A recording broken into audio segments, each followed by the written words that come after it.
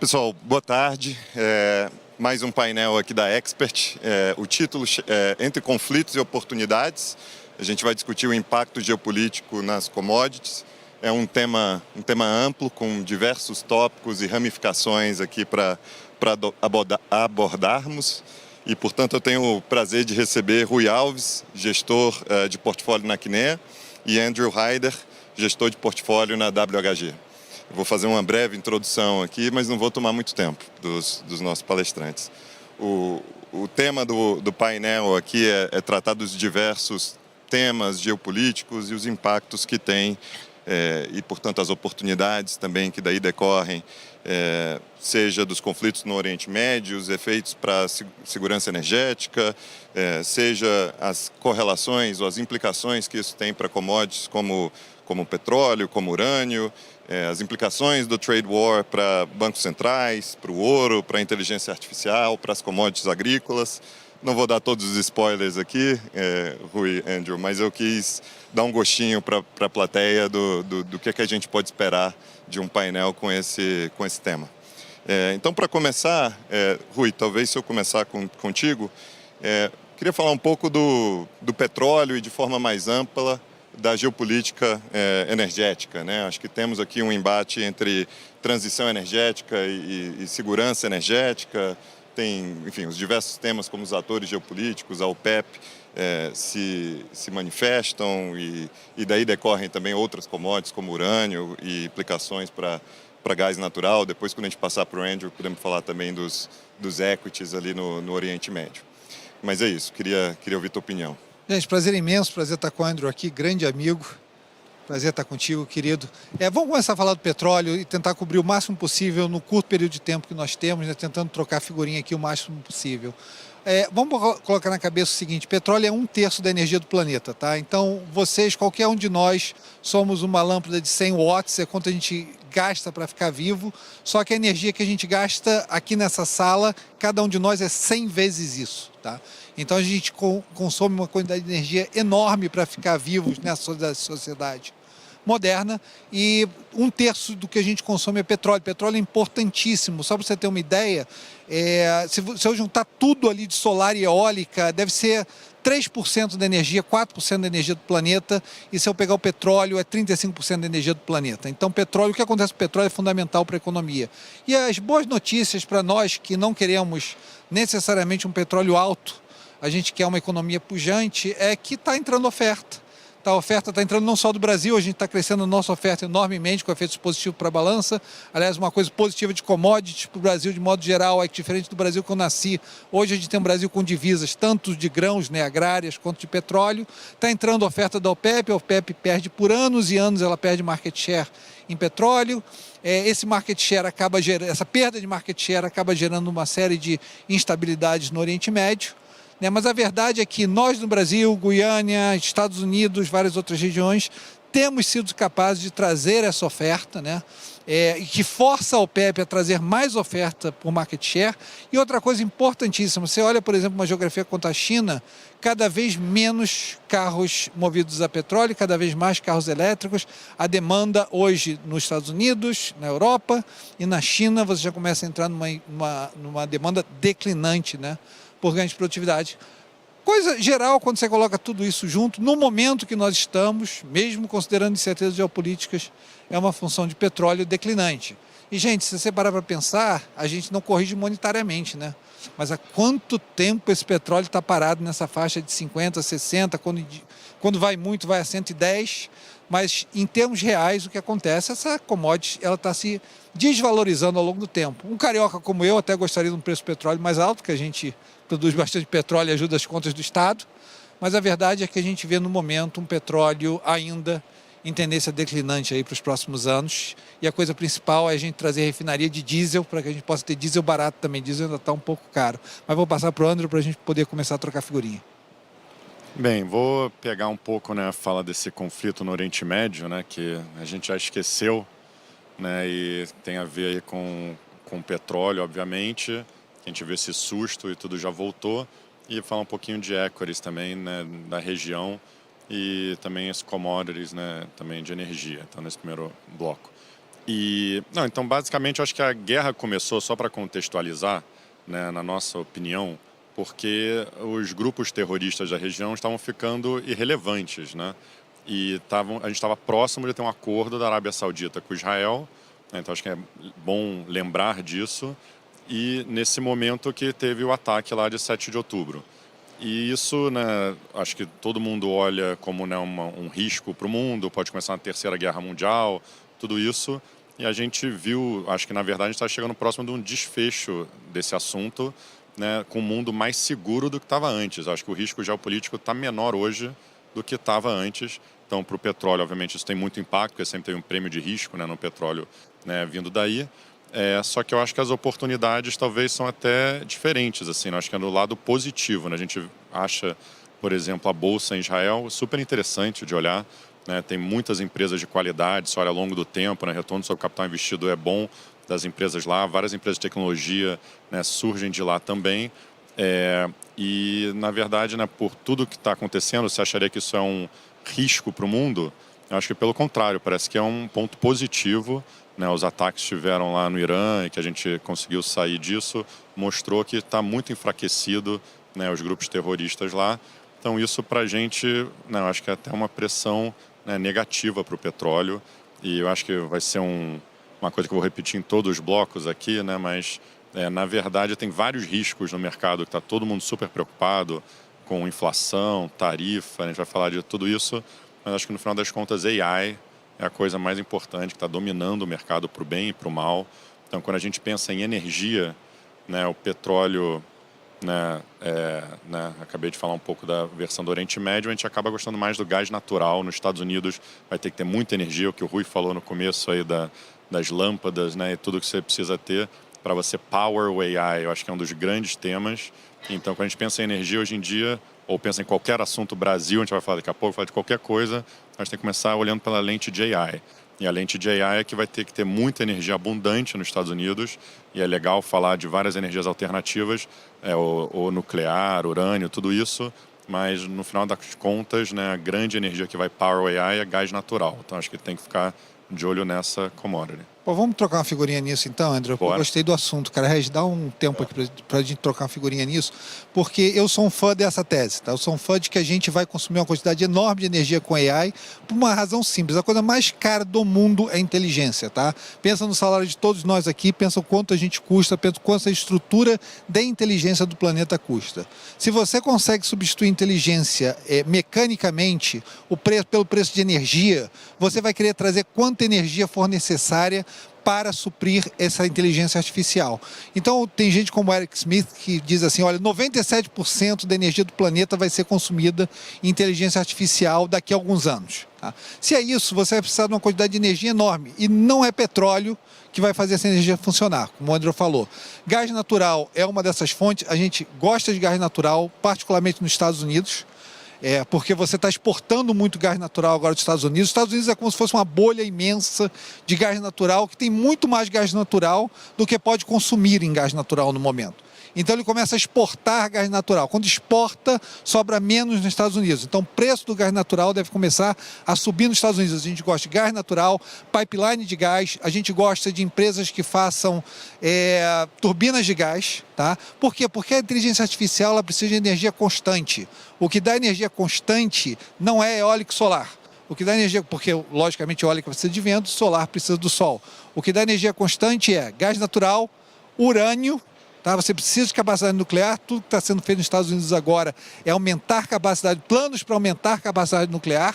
Precisa de geração constante. Hidrelétrica não tem mais muito o que afundar no mundo em termos de rios para fazer hidrelétrica, e são problemas ambientais, né? A China às vezes consegue fazer isso por ser um poder central, mas hoje você tenta fazer uma hidrelétrica em qualquer lugar do mundo, você inunda uma quantidade imensa de florestas e áreas naturais e é quase uma impossibilidade. Então você vai precisar de urânio, que a gente gosta, tá? Gás natural, turbinas, infraestrutura, geradores, transformadores, tá? E essa é a transformação de commodities em energia, tá? Então commodities energéticas positivas, petróleo, acho que vai ter muita oferta aí para vir, vai depender de muito risco geopolítico. Concordo. Legal, vou então seguir no tema aqui do AI, dado que a gente entrou, mas eu queria expandir um pouco o tema também para a geopolítica entre China e Estados Unidos, né? Então, me parece que AI é um pedaço importante, né? Seja pela troca de chips, seja pela demanda de energia. A China é um grande importador de energia. Por outro lado, é um grande exportador de metais raros, né? Então, queria ouvi-los aí, como que, vamos dizer, sanções a chips, metais raros, balança comercial e AI, em última análise, como que essas peças se encaixam nesse xadrez geopolítico. Bem, eu acho que o Trump, né, quando ele pensa na prioridade dele, é estender, né, o máximo tempo possível que os Estados Unidos pode ser a superpotência do mundo. Eu acho que tem duas coisas fundamentais, dois pilares aí. Um é quem vai ser o líder de AI e o segundo é ser a moeda reserva do mundo, né, por mais tempo. Acho que a gente deixa isso para o próximo bloco, a segunda parte. Vamos focar no AI, que a gente está tendo uma corrida existencial. Só tem dois players nessa corrida, Estados Unidos e China. Os Estados Unidos está na frente, né, as empresas americanas estão na fronteira, tanto de semicondutor, mas, né, modelo e tal. A China tem suas vantagens, que tem muito mais dado, tem energia abundante e tem um sistema, né, totalitário que pode implementar algumas tecnologias mais rápidas que nos Estados Unidos. Então, acho que é uma corrida assim, muito, muito importante. Que nem o Rui falou, né, você vai precisar de energia pra caramba. Então, o Trump fez um evento anteontem, né, focado nisso, em desregulamentar, né, energia para ter mais oferta possível.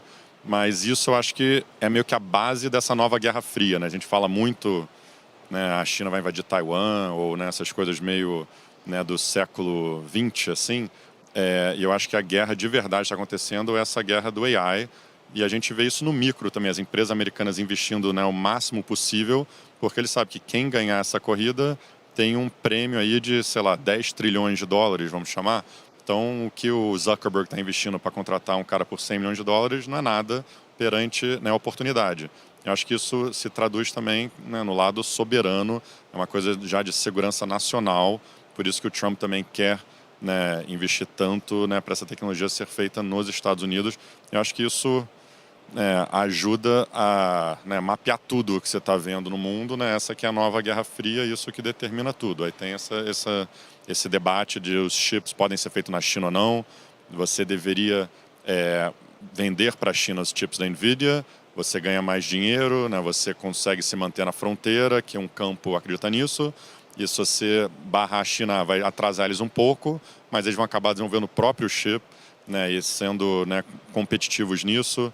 Né, então, acho que, né, por enquanto, acho que quem está ganhando é esse lado que fala, pô, vamos vender os chips, né, para a China e que isso vai só fazer os Estados Unidos ficar mais forte do que, né, ter essa barreira e não exportar. Cara, eu acho que essa questão geopolítica mostra o quão importante commodities são numa discussão geopolítica entre superpotências, né? Vou pegar esse exemplo, só estender esse exemplo do Andrew, né? Os Estados Unidos, logicamente, maior economia do mundo, maior potência militar, decide imprimir sua vontade sobre a China e dizer assim, olha, eu quero tarifas de 50% para você, eu vou revidar 70%, eu revido 124%, acho que chegou, né?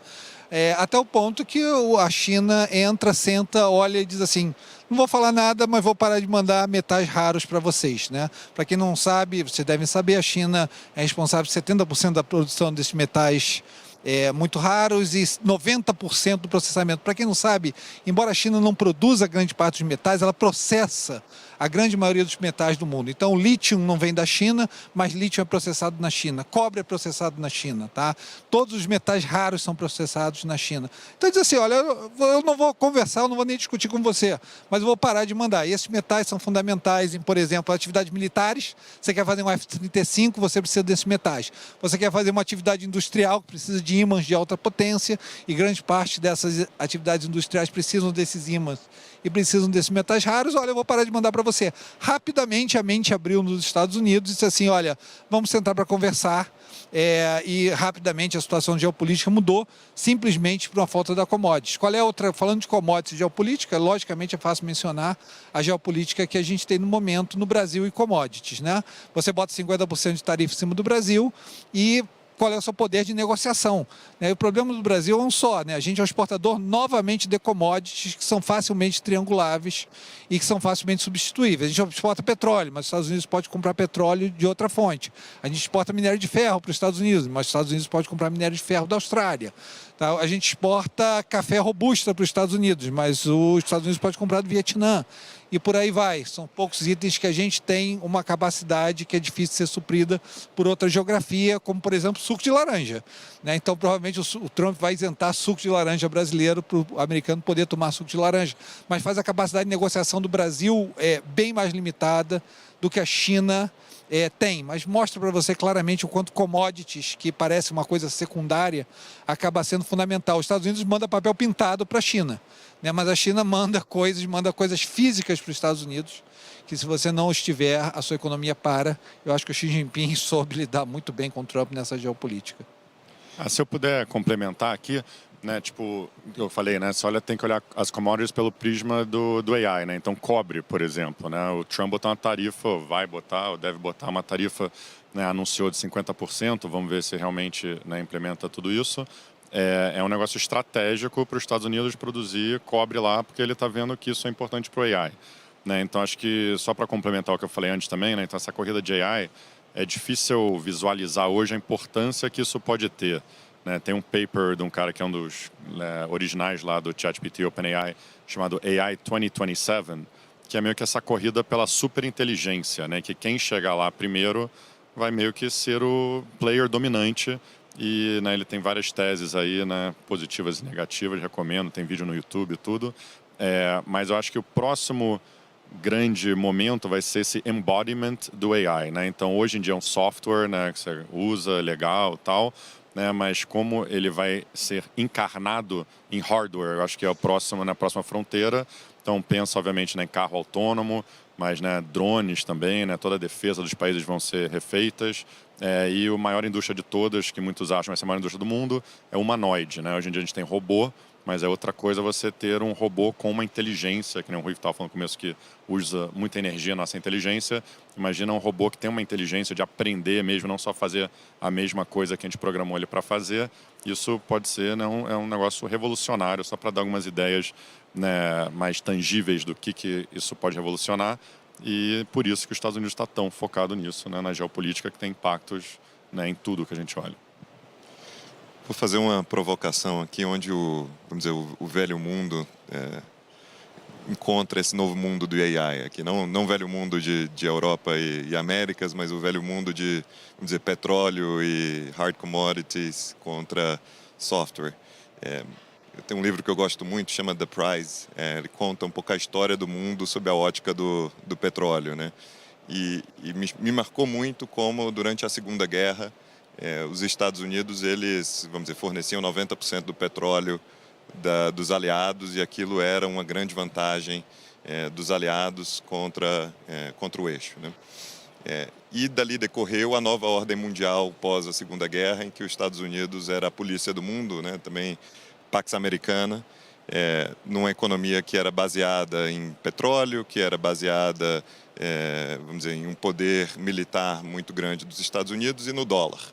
Então, vamos dizer, eu queria conectar aqui esses pontos, porque acho que todos eles estão sob ataque, né? Os Estados Unidos, em algum momento, durante os anos 70, se tornaram menos produtores de petróleo, se envolveram muito no Oriente Médio como forma de garantir o supply, mas conseguiram, por outro lado, manter o dólar, né, e crescer o dólar como uma moeda global.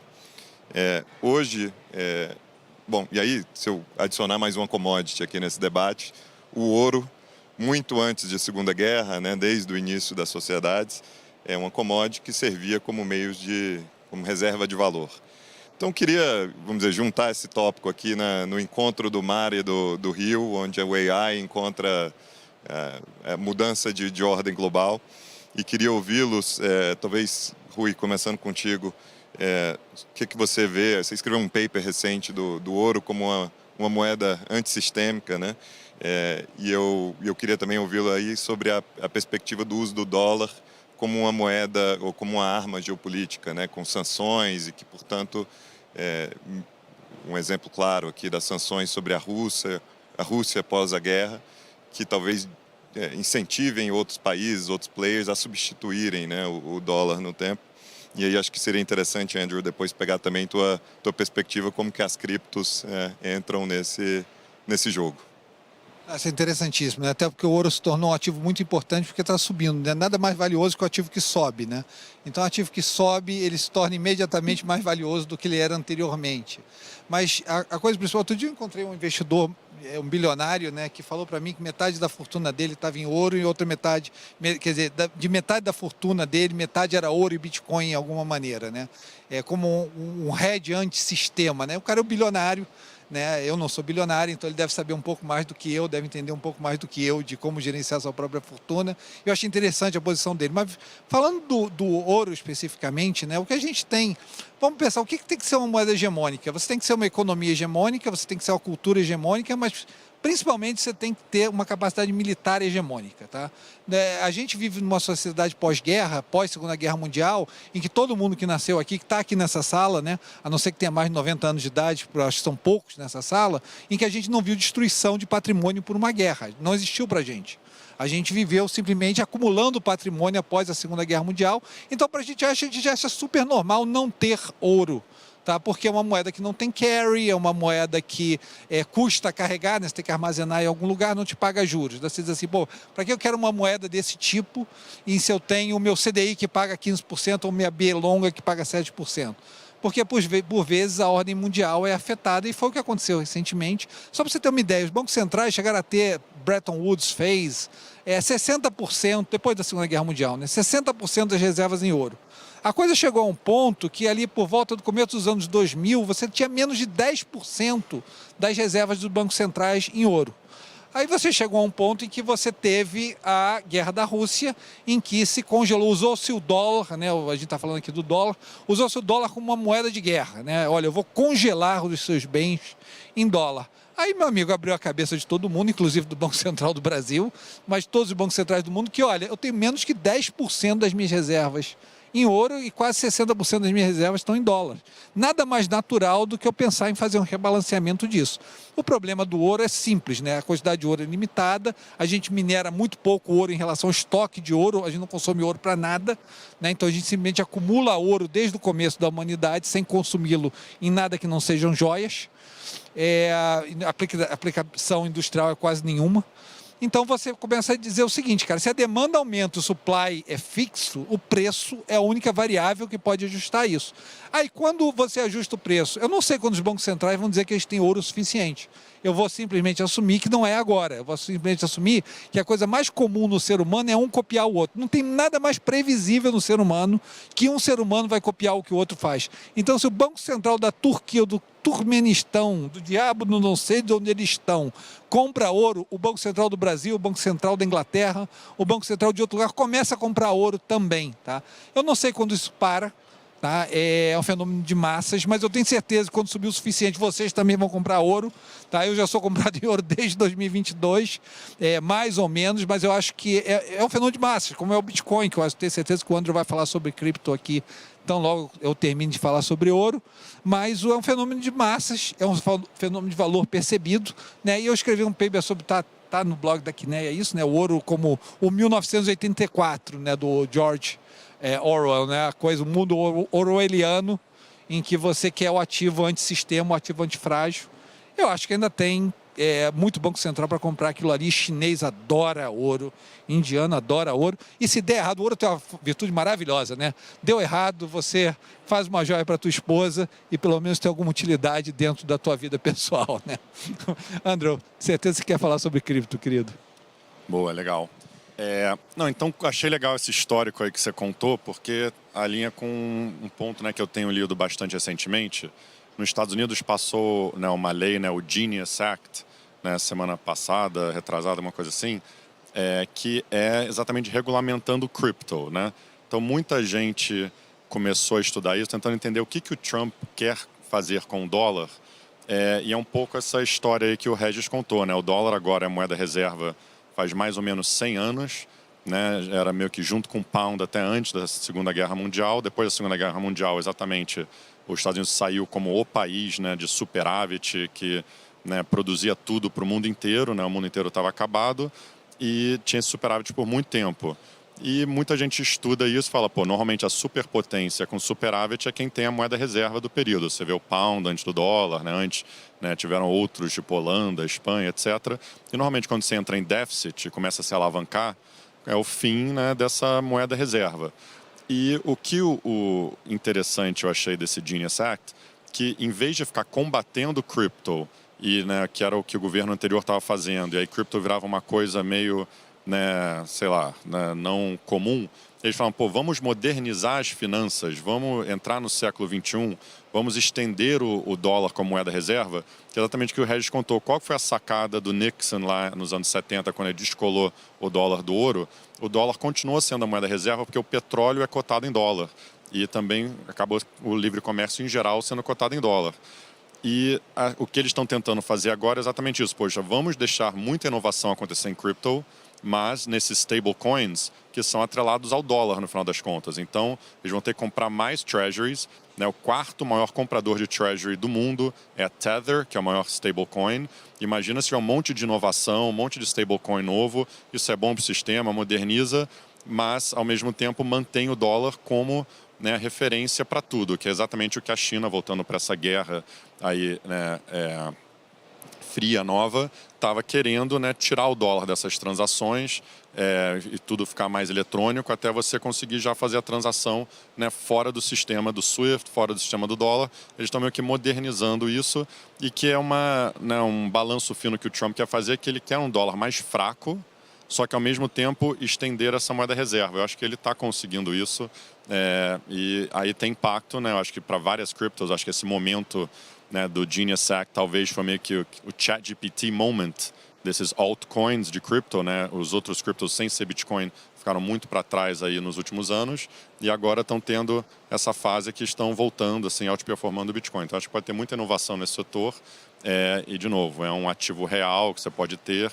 E eu acho que, em geral, esses ativos reais, a ideia do Trump é exatamente essa, né, que valorizem contra o dólar. Ele quer gerar mais riqueza, quer um dólar mais fraco, quer ser mais competitivo para poder manufaturar as coisas nos Estados Unidos. Então, acho que todas essas coisas aí se conversam. E dentro disso entrou o Brasil, né, sem querer. Né, muita gente acha que é por causa do Bolsonaro, mas eu acho que é por causa disso. Eu acho que vou deixar para você fazer a pergunta, mas acho que tem tudo a ver com o que eu acabei de falar. Rui, não sei se você quer aproveitar e fazer ainda algum comentário sobre essa mudança de ordem global e vamos dizer, o papel das criptos, se elas podem, de fato, substituir um fiat money, né, um fiat currency americano, o dólar? Cara, eu acho que não, tá? Falar para isso porque a gente quer falar de Brasil, tá? Falar sobre isso tomaria mais tempo do que eu gostaria nesse momento sobre esse tema, porque eu acho importantíssimo que a gente gaste o resto do tempo desse painel, talvez falando um pouco de commodities na situação brasileira. Mas a minha crença pessoal é que você não substitui o dólar, tá? Pelo menos no curto prazo. Algumas razões, você não substitui o dólar por nada, e eu não considero que você consiga substituir o dólar para o modelo de cripto. Tá? Você precisa de profundidade de mercado, você precisa de capacidade. A coisa principal de uma moeda, da moeda hegemônica global, sempre foi assim, é que a moeda hegemônica global é a moeda dominante militar global. Tá? E a razão é simples, né? Por toda a história da humanidade, várias moedas foram a zero, várias riquezas foram a zero, vários patrimônios foram destruídos por guerra. Para você ser a moeda hegemônica, você tem que ser a potência hegemônica militar inquestionável. Para você ser a moeda hegemônica global, você tem que ter mercados de capitais com profundidade necessária para que esse dinheiro seja investido. Exemplo claro, se eu tenho dólar, eu compro NVIDIA. Se eu compro dólar, eu compro uma casa em Miami. Se eu compro dólar, a quinta frota dos Estados Unidos aparece para defender o Estreito de Hormuz, para usar meus dólares. Tá? Se eu compro, que eu acho que aconteceu muito no começo do ano, o pessoal, vou vender dólar para comprar euro, para comprar ien. Daí o cara vendeu dólar para comprar euro. Daí diz, putz, eu vendi meu dólar que eu comprava minha NVIDIA, agora eu tenho ien. O que eu vou fazer? Eu vou comprar Honda, eu vou comprar uma empresa do século XX, eu vou comprar as empresas europeias decadentes. O que eu vou fazer com esse dinheiro, né? Enquanto nos Estados Unidos é o tal negócio. Na NVIDIA, 1/3 dos funcionários ficaram absolutamente milionários da noite para o dia. Isso só acontece nos Estados Unidos, não acontece em outros lugares do mundo. A produtividade do capital é maior nos Estados Unidos. Uma moeda hegemônica tem que ter a produtividade de capital superior, porque a produtividade de capital compõe ao longo do tempo, trazendo a valorização dessa moeda. Então tem várias razões que eu não consigo, você não substitui algo por nada. Tá? E você não tem nem de perto hoje no mercado de cripto uma profundidade de mercado necessária para que você sequer sonhe em fazer isso. Teria que ser, eu estou falando de décadas na frente para você fazer. O renminbi não é alternativa, o euro não é alternativa, o ien não é alternativa. Eu não consigo pensar. Hoje você tem 3% de juro real na parte longa dos Estados Unidos. Da melhor economia do mundo, a economia da revolução de AI, a economia da revolução de produtividade, a economia dominante militarmente. Eu acho muito difícil você pensar em substituir essa moeda no curto prazo. Tudo pode acontecer, mas no momento eu acho um pouco difícil. Mas vamos focar no Brasil, porque eu acho importante a gente falar. Temos 8 minutos e meio ainda. Ótimo, estava no script. Como que o Brasil se encaixa, né? Vou só linkar aqui com a última parte da conversa, que a gente estava falando da substituição do dólar e o BRICS era talvez uma das peças aí de, vamos dizer, relações comerciais extra-dólar, né? Então, eu queria perguntar como que o Brasil se encaixa, e aí, Rui, quando você for falar, eu te pedi para comentar um pouco também sobre as commodities agrícolas, né, que eu acho que é uma moeda importante aqui no Brasil. E Andrew, eu tenho visto alguns dos teus comentários mensais e acho que tem uma percepção também sobre o estrangeiro, né, a visão de fora sobre o Brasil. Então, queria ouvi-los. Talvez aqui na ordem, acho que, Rui, se começar falando das commodities, enfim... Aí eu tenho uma mensagem muito simples com relação a commodities Brasil. A gente está tendo essa conferência aqui, do tamanho que ela é, do jeito que ela é, por causa de commodities, tá? Embora outros painéis vão falar de outros assuntos, a verdade é que o Brasil existe hoje da maneira que ele existe, com a profundidade que ele existe, com o tamanho que ele existe, e a gente tem divisas hoje, o real é uma moeda crível hoje, por causa de commodities, porque a produtividade cresceu no Brasil de 1980 para cá, zero ex-agrícola. Enquanto o setor agrícola crescia 3%, a gente criou um superávit imenso em grãos e petróleo agora também, além de minério de ferro. Isso permitiu que nossa moeda fosse crível, porque nossas divisas ficaram críveis. Então o Brasil existe por causa de commodities.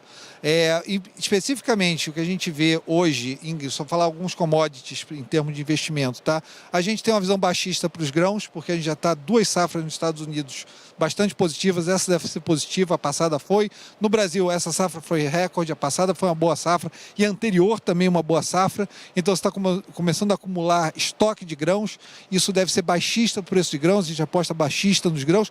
Também nas soft commodities, algodão bom no Brasil, a safra, bom nos Estados Unidos, o preço deve ser para baixo. Açúcar vindo bem no Brasil, a gente cristalização boa, a gente acha que vem para baixo também. Quando pensa petróleo, eu já falei, naturalmente para baixo. Uma coisa que a gente também não é muito positivo, minério de ferro, vai entrar mais oferta de minério de ferro em Simandu, na África, isso deve ser baixista para o preço do minério. Então, de modo geral, a gente olha para o conjunto de preços de commodities hoje e a visão que a gente tem em geral é uma visão baixista. Isso é desastroso para o Brasil? Não. Quantidade, o que do Brasil é muito forte, o preço pode ser para baixo, o que do Brasil é muito forte, o que de quantidade, o que a gente está fazendo em petróleo vai continuar a ser transformacional. Se a gente pegar, por exemplo, a parte amazônica, ali, a parte norte, né, começar a desenvolver aquela parte também de petróleo, a gente tem crescimento para décadas de petróleo no Brasil. Então, se a gente está tendo essa conferência, gente, eu nasci no Brasil sem petróleo e sem grãos, dos anos 80, eu sei o que é não ter dólar, tá? E a gente hoje tem essas conferências aqui, fala de commodities, porque commodities são commodities são divisas, e os 400 bilhões de reservas que a gente tem foram todas acumuladas porque a gente transformou grãos, o setor agrícola brasileiro com crescimento de 3% de produtividade por ano e transformamos a conta petróleo desse Brasil, tá? Não foi o setor industrial que fez isso, foi o setor agrícola que fez o Brasil de commodities da maneira que é hoje. Tá? Então, algumas ideias aí em termos de trade. O André falou, gostamos da gás natural para cima, gostamos do petróleo para baixo, grãos para baixo, soft commodities para baixo no momento. Daqui a pouco eu vou lembrar de alguma commodity que eu gosto para cima. Boi nos Estados Unidos, está faltando boi, a gente gosta do boi dos Estados Unidos para cima e, logicamente, o ouro para cima, porque a gente já conversou aqui. Andrew, deixa contigo, querido. Obrigado. Acho que, como o Regis falou, né, o começo do ano tinha muito essa tese de diversificação global. Né, a gente entrou no ano com a maior posição overweight, né, de investidores globais nos Estados Unidos, estava num pico histórico, né, com o Trump assumindo o poder, todo mundo estava comprando no dólar, né, de toda aquela tese, com a eleição na Alemanha, com o DeepSeek Moment, né, com toda essa volatilidade de tarifas, muita gente começou a diversificar E eu acho que o Brasil também tinha uma historinha legal para contar, né? O nosso ciclo de juros acabando, né? A economia se mantendo firme, a popularidade do governo caindo, tem uma eleição próximo ano, então acho que, né, o mercado começou a achar, né, local e internacional também entrou no ano com valuation muito deprimido, né? Então era um lugar interessante também para quem queria diversificar fora dos Estados Unidos. Acho que recentemente, né, esse pêndulo está voltando, né, desde que o Trump começou a amenizar, né, as tarifas lá desde abril, e também AI foi ganhando mais força e várias notícias positivas, revisão de lucro para cima da bolsa, etc. Então acho que essa ideia de diversificar, que nem o Rui falou, né, pô, será que eu realmente quero ficar comprado numa estatal europeia, né, ou empresa japonesa? A mesma coisa vale para o Brasil. Né, eu acho que teve esse momento bem feliz, né, que eu acho que o Brasil talvez não estava percebendo, né, estava o Congresso americano todo focado nesse Genius Act, que nem eu falei, né, essa ideia de stablecoin é exatamente para o dólar continuar sendo a moeda reserva do mundo, e a gente vem com uma conferência BRICS aqui no Brasil, né, empurrando essa agenda de desdolarização, né, que é um assunto super sensível para o Trump, né, eu acho que diria quase o número 2 depois de AI, né, eu acho que o Brasil está perdendo uma oportunidade assim histórica, né, que nem o Trump teve essa reunião aí na quarta-feira com todos os CEOs de tecnologia, vários CEOs de energia, para falar que essa é a próxima fronteira. O Brasil é o país da energia limpa, renovável, que está no Ocidente, né, próximo dos Estados Unidos, poderia ser lugar para data centers, né, seria uma coisa transformacional para o Brasil. Em vez de a gente estar falando em taxar as big techs, né, tá se aproximando mais e mais da China e com essa pauta de desdolarização, né, chegou num ponto, e também, né, apoiando o Irã, etc. Eu acho que chegou num ponto que, né, o Trump falou, poxa, aqui está um país que está no lado errado dessa Guerra Fria e, obviamente, né, na lógica dele, né, está prendendo o líder da oposição, que ele sofreu com tudo isso. Eu acho que é por isso que a gente acabou recebendo essas tarifas muito altas e criou toda essa volatilidade recente que eu acho que, né, não foi necessário, e não só a gente está perdendo uma oportunidade grande, como está dando um tiro no pé aqui. Só para complementar o que o outro Andrew falou, essa questão de moeda de BRICS é tipo assim, eu penso sempre do meu lado, lá da minha família, se eu quereria isso, tá? Quando você acumula quando você tem trade, negociação com algum outro país, se você é superavitário em relação àquele país, você acumula a moeda daquele país se você não negociar em dólar. Vou te dar um exemplo. China e Brasil. Brasil superavitário em relação à China. Se eu transacionar com a China o tempo todo, como eu sou superavitário com a China, eu vou sempre acumular renminbi. Tá? Porque no frigir dos ovos, quando tudo é calculado, quando tudo é considerado, o Brasil é um net exportador para a China, eu vou acumular renminbi. Da mesma maneira que se eu for um net exportador para a Índia, eu vou acumular rúpia e a Índia vai ficar me pagando isso em papel rúpia nesse sentido. Então, em vez de acumular dólar, eu vou acumular um mix de moedas BRICS, tá? Então, um mix de rublo, um mix de rúpia, um mix de renminbi, um mix, não sei nem qual é a moeda do Irã, tá? Eu me pergunto o seguinte, eu quero isso, eu quero acumular ativos no Irã, eu quero acumular ativos na Rússia, eu quero acumular ativos na South Africa, na África do Sul. Desculpa, não estou afim. Tá? Em relação, são economias menos produtivas, são economias onde a regra de lei, né, não é tão clara quanto é nos Estados Unidos, onde as possibilidades onde os mercados financeiros não são tão profundos como eles são nos Estados Unidos. Então, se eu acumular essas moedas, eu não quero acumular essas moedas. Se você me der essas moedas, eu vendo todas elas e compro dólares de volta. Então, eu acho que não é no interesse nacional que a gente acumule moedas de economias menos produtivas, onde a regra de lei não é clara, onde a produtividade da economia é inferior à economia dos Estados Unidos. Independentemente da sua visão geopolítica e ideológica do mundo, não parece ser interesse da minha família e não parece ser interesse do país. Minha consideração, tá? Bom, chegando aqui no final do painel, Andrew, Rui, queria agradecer demais, foi uma conversa incrível. Deixa eu passar a palavra 10 segundinhos, 15 cada um de considerações finais, eu queria só agradecê-los, foi ótimo. Bem, obrigado pelo convite. Eu acho que o geopolítico está realmente muito amarrado com os mercados. É um tema que, né, vai muito além dessa guerra tradicional que a gente tem em mente, Oriente Médio e tal. Acho que agora virou uma corrida do AI, virou, né, esse lance do dólar, né, sendo a moeda dominante. E eu acho que isso se estende quando você olha para um framework de portfólio do impacto. Você quer ter as commodities que são do futuro e não as commodities do passado. Eu acho que isso é um bom lugar para começar. Agradeçam todo dia a Embrapa, agradeçam todo dia os engenheiros agrônomos que transformaram as culturas subtemperadas em tropicais. Agradeçam todo dia os engenheiros de petróleo que trabalham nas plataformas e que transformaram o país no que ele é hoje. Tá bom? Obrigado.